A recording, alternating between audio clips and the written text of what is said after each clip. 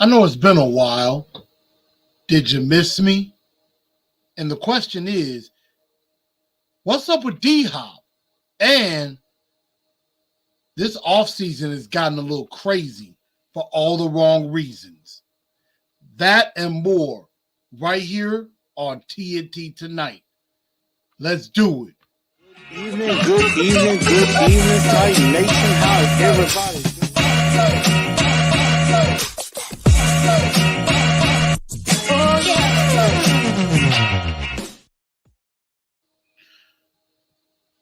What's up, Titan Nation? Welcome into an impromptu TNT Tonight.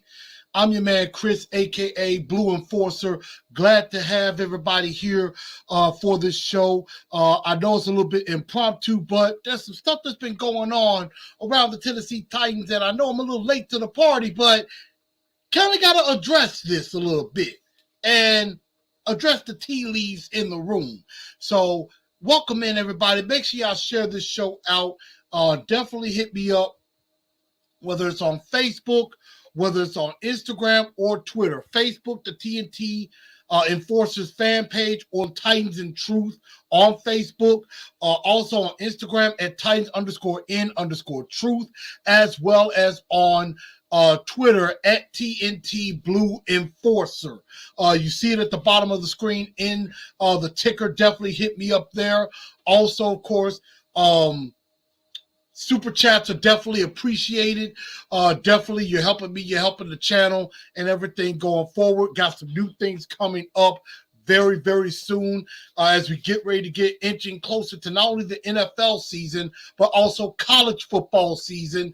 Definitely going to be adding in, talking about some stuff on a different show about the Tennessee Vols coming up, the Memphis Tigers coming up, because I know that's going on. SEC is always going to be live. Then, of course, going into the year with the Grizzlies as well, talking about, we got 25 games without Ja Morant, and also some trades that have been made as well. We'll talk about that a lot more on a different show that's going to be coming out very, very soon. Definitely still kind of working out what days I'm going to do that and everything. But welcome into the show. I'm your man, Blue Enforcer, a.k.a. The Truth, and we're not going to waste much time. We're just going to get right into the news of the day and everything. But again, make sure y'all share this show out.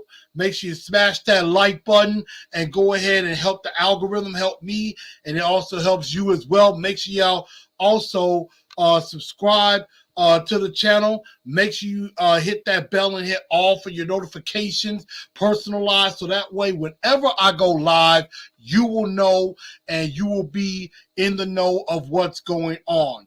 As well, also, make sure you download the show, whether you're on Spotify, iTunes, Apple Podcasts, iMusic, or Google Podcasts. Make sure you download, and definitely give me a rating on there as well if you're not able to come on here, or if you just want to hear the audio version of the show, you could definitely do that there as well, as we are going to be doing it on those channels as well. So thank y'all for tuning into the show. I appreciate each and every one of you. But let's just get right into the nitty gritty of what's going on, and that is simply this. First off, Nicholas Petit-Ferrer suspended for 6 games because he betted on football. He betted on non-NFL games. So it wasn't NFL games. It wasn't like what happened with Isaiah Rodgers and some of the Colts players, or what happened with Calvin Ridley last year, where those guys have been suspended for the entire season. So basically the NFL has set a precedent. If you bet on NFL games, you will be suspended for a year. If you bet on non-NFL games, you will be suspended at least 6 games. And that's mainly because Nicholas Petit-Ferrer did this at the Titans facility. Of course, rules, have come out. The rules have now been kind of coming out saying that You know, you can't bet on NFL games. You can't bet on games at the team facility and things like that, which is why, you know, these suspensions were handed down um, due to that. And so, you know, they don't want the game to be influenced in any way. So, you know, they don't want it where you're betting on a game and then all of a sudden, you know, you're betting on a game and you basically infect the result of the game of what will happen, whether the team wins or loses. So that's really why they did what they did on this. And, you know, again, I just think it's the NFL being a little soft, but I definitely understand the reasoning. If it's, you know, non-NFL games, I really wouldn't have an issue with that. But with NFL games, I do kind of get it when it comes to that. So when it comes to that, because you don't want gains influencing. You don't want guys shaving points, you know, trying to lose a game on purpose, or they may, you know, be trying to, like for example, a quarterback trying to hit their numbers, so they're gonna basically go against what the coach might call or something like that. But I guess with Nicholas Petit Ferreira, he basically, maybe didn't understand everything that was around that. And at the same time, you know, he also, you know, mentioned, hey, you know, I'm in a state that's legal, you know, for gambling, that's legal for gambling. You know, why am I getting suspended? But it's mainly because, you know, you did it at a team facility. I think if he had not did it at a Titans facility, if he had just did, you know, non-NFL games at home or something like that, then, you know, he may have not gotten suspended at all. But because he did it at a Titans facility, you know, at the Titans facility, that is why this was happening in regards to that. So, I mean, you know, they were basically trying to say that they did tell people about this, but you know, NPF is out for the first 6 games of the year, which does put the Titans in a very tough position as far as where do they go? Do they sign somebody? Do they go in-house?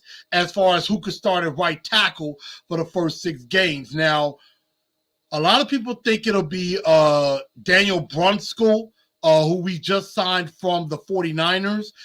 You know, instead of him playing left guard, right guard, move him to right tackle. And then maybe you put a Corey Levin or Jamarco Jones in at right tackle for the time being until NPF suspension is lifted or is over.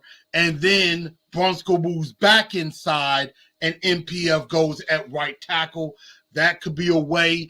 Dylan Radins is not going to be considered yet because most likely he's going to begin on the PUP because he's not quite ready from the ACL, because that ACL tear did happen late in the year against the LA Chargers. So he may not be ready yet. So again, it could be Brunskill to the outside.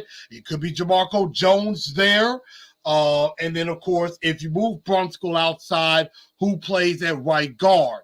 Again, it could be Levin. It could be Jamarco Jones, or it could be somebody else altogether that plays at that position. That's something that the Titans are going to have to figure out. I think they're going to move Brunskill to right tackle, and Corey Levin goes in at right guard for the time being. Keep Brewer at center, because he wasn't that great at left guard, which makes you think he's not going to be good at right guard either. So I just think that's what's going to happen. They need to just set a zero tolerance policy, no betting at all with that, if that's going to be the case. So that way nobody gets in trouble. Because, again, as Vrabel would normally say, don't do dumb stuff to hurt the football team. And this, you know, maybe not is dumb, because it's like, hey, you're placing a harmless bet. You're in a state where sports betting is legal, but then you get suspended. So it kind of does hurt the team. So, Didn't like that, but it is what it is for that. The next piece of news: Hassan Haskins arrested. Arrested on an aggravated assault charge, assault strangulation charge that stemmed from a what would be deemed, I would think, as a domestic dispute. This is according to Caleb Weatherington of WSMV Channel 4 in Nashville. The Metro Police arrested Hassan Haskins last Thursday. He was released on $10,000 bond. Will appear in court next Monday on July 10th. The Titans, of course, were made aware of the situation. They made a statement. They're gathering additional information. He got into an assault with, I believe it was his girlfriend, back on June 22nd, after she liked a photo of somebody else. Basically that she got mad, about that, threw some of his clothes and stuff around. And then, allegedly he pushed her to the ground and she hit the back of her head. And that it was basically a domestic struggle and things like that. So I never condone domestic violence. If this is true, this could definitely spell the end of Haskins. He could get cut because of this, whether he is, if he is convicted or not of this crime, we won't know. We're still, of course, again, I am not a legal expert or anything like that. More information has still got to be gathered when it comes to that. So, you probably don't want to make any, conclusions, but it does look like Hassan Haskins is in a lot of trouble. And with what's going on with Tyjae Spears looking pretty good, that doesn't help his case either when it comes to that. He was supposed to be possibly the backup running back to Derrick Henry. Only problem is Tyjae Spears kind of passed him by a little bit. And then this latest run-in with the law, getting arrested for aggravated assault, in what I would deem a domestic violence dispute, doesn't help his cause or his chances going into the season. So you got to make better choices. You got to know, keep your hands to yourself, especially when it involves a woman. You are an NFL player. You have to understand that anything you do has consequences.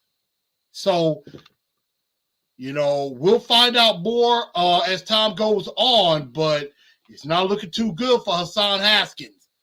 Very, very bad move on his part. Final piece of news that we got: DeAndre Hopkins' watch continues as the Tennessee Titans, according to an ESPN report from Jeremy Fowler, that the Tennessee Titans are well positioned to sign DeAndre Hopkins. Now, of course, some news did come out last week that, teams like the Browns and the Panthers were lurking around at the possibility of signing Haskins. But right now, the Titans and the Patriots are the leaders in the clubhouse as far as landing him. Now, there are some who think that maybe DeAndre Hopkins really does want to go to New England, and that maybe, using the Titans to leverage the Patriots into a better deal, or that the Titans really are the team to beat for him. And of course, Albert Breer of the NFL Network basically was like, hey, a DeAndre Hopkins signing will come on Bill Belichick's time when he feels ready. And we know Belichick he's the be-all, end-all in New England. He's basically what he says goes. He's like, I'll sign him when I'm ready. Well, if he keeps like that, the Titans are going to get him before he's ready to sign him. And then the Titans have him a new receiver, which, I mean, there is very major interest between the Titans and Hopkins and vice versa. So the Titans just need to make sure that they sign him before anybody else does. But, of course, Teron, TD from ESPN definitely said that, he feels the Titans are very, very confident. He's very, very confident, and the Titans are very confident that they could get a deal done with DeAndre Hopkins as well. I'm a little bit nervous about all of that. I do think Hopkins will be a great fit for Tennessee, and I think we need Hopkins more than New England does because, I mean, New England, even if they sign Hopkins, that really doesn't bolster their chances of winning the AFC East because you still got the Jets and you still got the Bills and you still have a Miami Dolphins team. If Tua does anything, the Dolphins could be a threat as well. They would still be the fourth best team in the AFC South. For the Titans, if you get DeAndre Hopkins, I think you're either tied with Jacksonville or you're slightly over them as the favorite in the AFC South, as far as I'm concerned. So, I think I'm still going to go put some money on the Titans to win the AFC South before the signing. And I still believe the Tennessee Titans can win the AFC South without DeAndre Hopkins because, I mean, they did it with no receivers last year and were within a game, a Josh Dobbs fumble, scoop, score. They could have won the game and made the playoffs. So, I mean, I still think it's possible, but, we got to get the numbers right because it's all about the cheddar. It's all about the money. That's going to be the main thing that tells you if you sign DeAndre Hopkins or not. So I'm still pretty confident. I would say between 1 and 10. I am about a 7 that I'm pretty confident. Leave your comments below. What do you think? 1 to 10. 1 being Titans have no chance. 10 being DeAndre Hopkins might as well buy a house. DeAndre Hopkins should be looking for real estate here in Nashville because he's pretty much a Titan already. Let me know in the comments below. Also, let me know what you think about the Hassan Haskins being arrested, as well as NPF being suspended for 6 games. So let me know what you think in the comments section. Last but not least, I got to shut your pie hole because I know we're in the beginning of July. We're halfway through the year. And, something was brought to my attention that might be very interesting. And just thought this needs to be addressed. My guy, Joseph, brought in an idea for Shut Your Pie Hole, and I'm trying to find it now.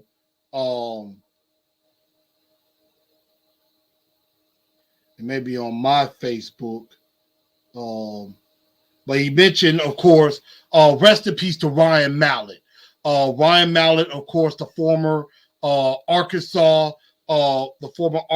quarterback, and also the former Texan quarterback who passed away recently. And there was somebody who basically, laughed about his passing and things like that. And let me tell you something. There's nothing funny about somebody being, passing away, whether it be that somebody, due to a health condition, a health ailment, or somebody was murdered, or if, for any other reason, somebody, being killed or passed away or something like that is nothing to laugh about. Okay? It ain't funny. And, like over the weekend in NASCAR, I heard about this. A native of Tennessee, he was an audio specialist for NASCAR was setting up something for the race in Chicago, got in contact with electrical wires and got electrocuted and died. That is sad. What happened to Ryan Mallett is sad. What happened during COVID and what's happening all over the country, the mass shootings, that is sad. That is nothing to laugh at. So for this somebody, whoever they are, who is laughing about Ryan Mallett's death, shut your pie hole, and you know what you can do. Go kick rocks somewhere, because that type of thing ain't going to be tolerated by anybody in this country at all. And also, some other news, a blue bombshell that definitely dropped was ESPN let go of a lot of people. I mean, guys like Max Kellerman, Jalen Rose, just heard on 1025 The Game, Jason Fitz, who was formerly of that, of 1025 The Game. He was on ESPN. He got fired. Susie Colbert, Jeff Van Gundy, some pretty big names. Keyshawn Johnson. Now, I mean, I'm not going to scoff. I'm not going to, step on anybody who got fired, especially because some of them are still going to be getting paid over the next, year to 2 or 3 years. Keyshawn being fired, I'm actually kind of happy about, because he sucks. He sucks at his job. Let's just put it to you like that. But ESPN ain't joking. They laid off a lot of people, and more could come and things like that. So, man, my dream was always to work at ESPN, but I don't want to go to a job and I'm like, I don't know if I'm secure, if I'm gonna have a job at some point. That's kind of scary when you really think about it. So ESPN laid a lot of people off, and it's really something. But everybody, again, make sure y'all follow on Facebook, Instagram, Twitter.